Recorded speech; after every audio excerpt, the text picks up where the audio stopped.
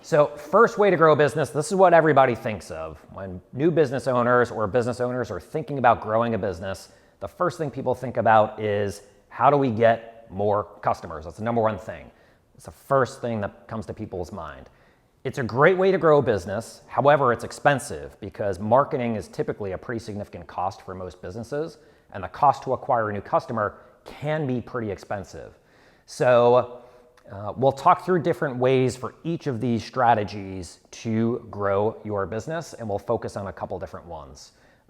In general, ways to grow your customer base, regardless of if you're a local retailer, an e-commerce business, or a B2B or B2C company. There's a few common ways: search engine marketing or SEM, that's paid Google ads typically; search engine optimization, that's optimizing your website so you can rank organically for keywords that people search for; social media marketing, that could be TikTok ads, Facebook ads, Instagram ads; print, radio, outdoor, billboards, indoor or outdoor. Influencer marketing has become pretty big over the past few years and continues to grow pretty quickly. And then there's also partnerships, referrals. There's lots of other ways to do this, but these are some of the most common ones and most scalable ways to grow by getting new customers.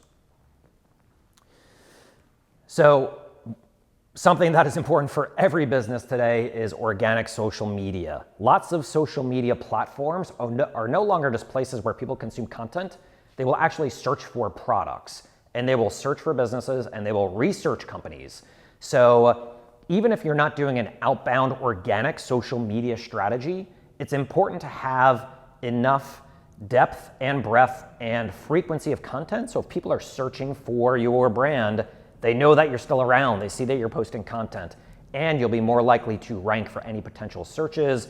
You also ideally will get in front of new customers by posting content to organic social media. Now, these are called social media platforms, but really, mostly thanks to TikTok, we're now seeing these platforms more as content platforms than social platforms, because most of these platforms, Instagram Reels, TikTok, even YouTube Shorts, it's not about connecting with other people. It's really about entertaining or educating yourself through content. So the good thing is, if you are just starting out, or even if you don't have a big presence, it's not about followers anymore. It's about creating excellent content so that your content can rank, and then these platforms can amplify that content and show it to more and more people. So for organic social media, we typically recommend short form video content. That's the stuff that's going to be the best bang for your buck. What does that mean?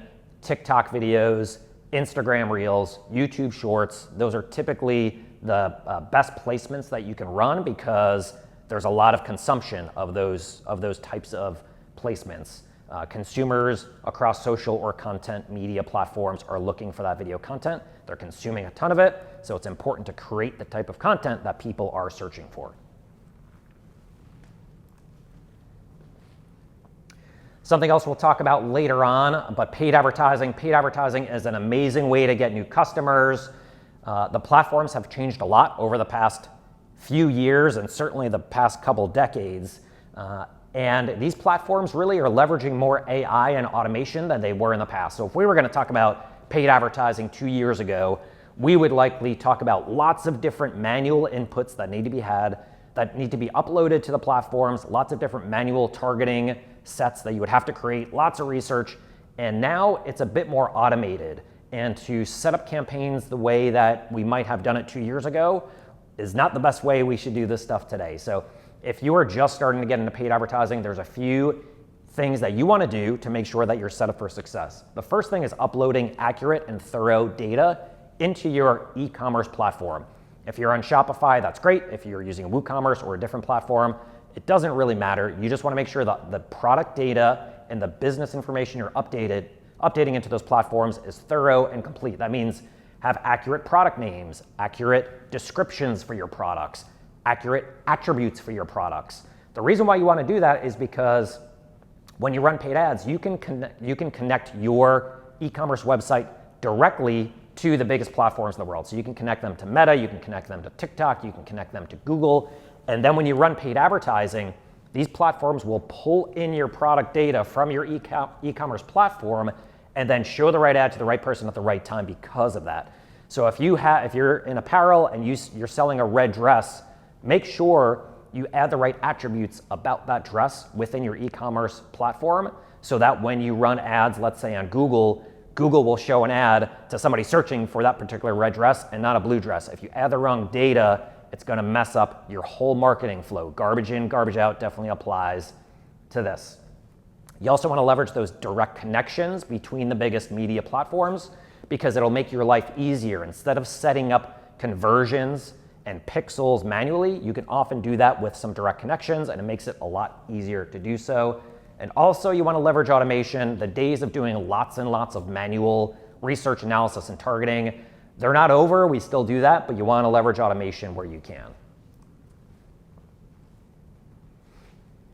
Something else, regardless of the platform you're on, whether you are running ads on a billboard, in broadcast, in print, through Meta or TikTok, there's a few things you want to have that are pretty tight. First is you have to have a good offer. If people don't want what you're selling, if you don't have a product or a service that meets a need, it's going to be really hard to sell and market that service or product. So you want to have a good offer, and you want to test lots of different things.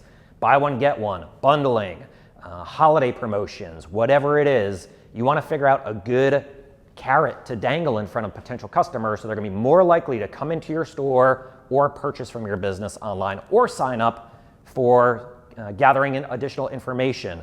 Let's say if you're in lead generation and you want to collect more customer info and contact information, have a big enough carrot that you can dangle so that you can get them over the hump and submit that information. Targeting, you definitely want to make sure all the right checkboxes are applied for geo-targeting, keyword targeting, audience targeting. There's lots of different ways you can get in front of people, but you want to make sure you're starting out with your best foot forward by targeting the right people from the start. And last up is messaging. You need to be very specific with your copy and have strong copywriting. Lots of the platforms now are leveraging the copy that you use in your advertising as a signal to direct who the ad will be served to. So in some cases, we'll actually set up campaigns that are just targeting the USA. So super broad targeting. We're targeting hundreds of millions of people, but then the copy in the ad will direct who is going to be shown that ad. Here's a few examples of ads we have run for some of our e-commerce and retail businesses. And the key thing we want to walk through here is really just to show the variety and breadth of ads that can work extremely well. So the ad all the way on the right is a boomerang. It's basically like a homemade backyard boomerang, very simple. The ad right next to that is from an influencer that we work with to create content. The ad to the left is a static image, and the two ads all the way to the left are just text. All of these can work great. So if you are going to run paid ads, you want to have a variety of creative assets because we never know what's going to pop or what's going to work super well. So you want to test lots of different creative assets, sets of copy, analyze, and then optimize over time.